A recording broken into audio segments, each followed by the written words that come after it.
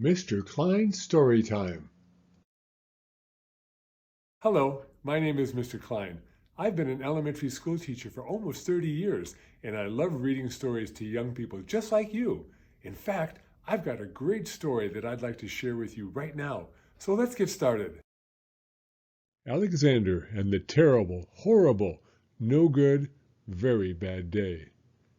Written by Judith Yorst. Illustrated by Ray Cruz. I went to sleep with gum in my mouth, and now there's gum in my hair, and when I got out of bed this morning, I tripped on the skateboard, and by mistake, I dropped my sweater in the sink while the water was running, and I could tell it was going to be a terrible, horrible, no good, very bad day. At breakfast, Anthony found a Corvette Stingray car kit in his breakfast cereal box, and Nick found a junior undercover agent code ring in his breakfast cereal box. But in my breakfast cereal box, all I found was breakfast cereal. I think I'll move to Australia. In the carpool, Mrs. Gibson let Becky have a seat by the window. Audrey and Elliot got seats by the window, too. I said I was being scrunched. I said I was being smushed. I said, if I don't get a seat by the window, I'm going to be car sick. No one even answered. I could tell it was going to be a terrible, horrible, no good, very bad day. At school, Mrs. Dickens liked Paul's picture of the sailboat better than my picture of the invisible castle. At singing time, she said I sang too loud. At counting time, she said I left out 16. Who needs 16? I could tell it was going to be a terrible, horrible, no good, very bad day. I could tell because Paul said I wasn't his best friend anymore. He said that Philip Parker was his best friend, and that Albert Moyle was his next best friend, and that I was only his third best friend. I hope you sit on a tack, I said to Paul. I hope the next time you get a double-decker strawberry ice cream cone, the ice cream part falls off the cone part and lands in Australia. There were 2 cupcakes in Philip Parker's lunch bag, and Albert got a Hershey bar with almonds, and Paul's mother gave him a piece of jelly roll that had little coconut sprinkles on the top. Guess whose mother forgot to put in dessert?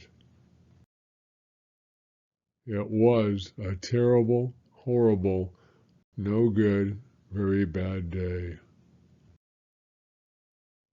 That's what it was, because after school, my mom took us all to the dentist, and Dr. Fields found a cavity just in me. Come back next week and I'll fix it, said Dr. Fields. Next week, I said, I'm going to Australia. On the way downstairs, the elevator door closed on my foot, and while we were waiting for my mom to go get the car, Anthony made me fall where it was muddy.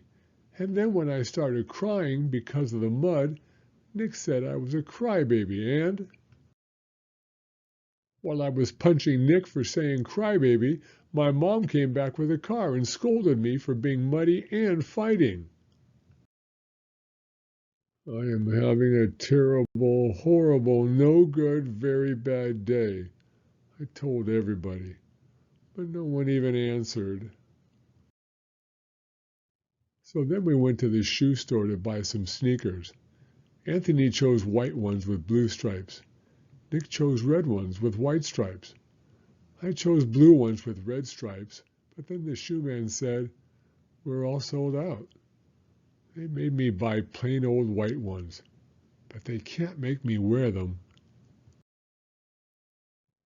When we picked up my dad at his office, he said I couldn't play with his copying machine, but I forgot. He also said to watch out for the books on his desk, and I was careful as could be except for my elbow. He also said, don't fool around with his phone, but I think I called Australia. My dad said, please don't pick him up anymore. It was a terrible, horrible, no good, very bad day. There were lima beans for dinner, and I hate limas. There was kissing on TV. Yeah, and I hate kissing. My bath was too hot. I got soap in my eyes. My marble went down the drain, and I had to wear my railroad train pajamas. I hate my railroad train pajamas. When I went to bed, Nick took back the pillow he said I could keep, and the Mickey Mouse nightlight burned out, and I bit my tongue. The cat wants to sleep with Anthony, not me.